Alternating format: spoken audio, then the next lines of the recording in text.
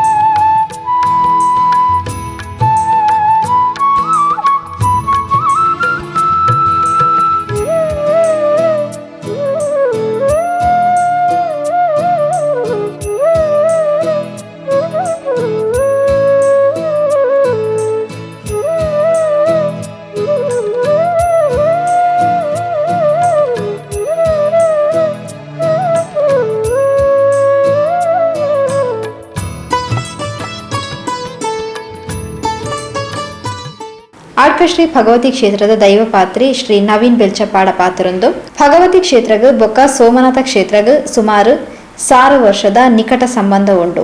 ಪಂಚದುರ್ಗಿ ಅಪ್ಪೆನ ಸಾನ್ನಿಧ್ಯ ನಿರ್ಮಾಣದ ಶಿಲಾನ್ಯಾಸ ಕರಿ ತಿಂಗಳು ನಡೆದದು. ಇನಿ ಪ್ರವೇಶ ದ್ವಾರದ ಮುಹೂರ್ತನು ಮಲ್ತದಾನ್ ಪಂಡೆರು. ದೇವಸ್ಥಾನಕ್ಕೂ ಸುಮಾರು ಸಾವಿರಾರು ವರ್ಷಗಳ ಹಿಂದೆ ನಿಕಟ ಸಂಪರ್ಕ ಇರುವಂಥ ಒಂದು ಕ್ಷೇತ್ರ. ಈ ಕ್ಷೇತ್ರದಲ್ಲಿ ಸೋಮನಾಥ ಕ್ಷೇತ್ರದ ಅಭಿಮುಖವಾಗಿ ಇರುವಂಥ ಈ ಪಂಚದುರ್ಗಿ ಗುಡಿ, ಅದು ಅಡ್ಕ ಶ್ರೀ ಭಗವತಿ ದೇವಿಗಳು ನೆಲೆಯಾದಂಥ ಈ ಕ್ಷೇತ್ರ. ಈ ಗುಡಿಯ ಸಾನ್ನಿಧ್ಯ ಜೀರ್ಣೋದ್ಧಾರದಲ್ಲಿದ್ದರಿಂದ ಅದನ್ನು ಸಂಪೂರ್ಣವಾಗಿ ವಿಸರ್ಜಿಸಿ ಈಗ ಮೊನ್ನೆ ಕಳೆದ ತಿಂಗಳೇ ಶಿಲಾನ್ಯಾಸಗೈದು ಇವತ್ತಿನ ದಿವಸ ಪ್ರವೇಶ ದ್ವಾರದ ಮುಹೂರ್ತದ ಕಾರ್ಯಕ್ರಮದಲ್ಲಿ ನಾವೆಲ್ಲರೂ ಭಾಗಿಯಾಗಿದ್ದೇವೆ. ಅಡ್ಕ ಶ್ರೀ ಭಗವತಿ ಕ್ಷೇತ್ರ ಹಾಗೂ ಸೋಮನಾಥೇಶ್ವರದ ಎಲ್ಲ ಆಡಳಿತ ಮಂಡಳಿಗಳು, ಜೀರ್ಣೋದ್ಧಾರ ಸಮಿತಿಯ ಪದಾಧಿಕಾರಿಗಳೆಲ್ಲರೂ ಉಪಸ್ಥಿತರಿದ್ದು ಇವತ್ತಿನ ದಿವಸ ಆ ಪ್ರವೇಶ ದ್ವಾರವನ್ನು ಶಿಲ್ಪಿ ಹಾಗೂ ಪುರೋಹಿತರ ಮುಖಾಂತರ ಅದನ್ನು ಧಾರ್ಮಿಕ ವಿಧಿವಿಧಾನಗಳೊಂದಿಗೆ ನೆರವೇರಿಸಿದ್ದೇವೆ.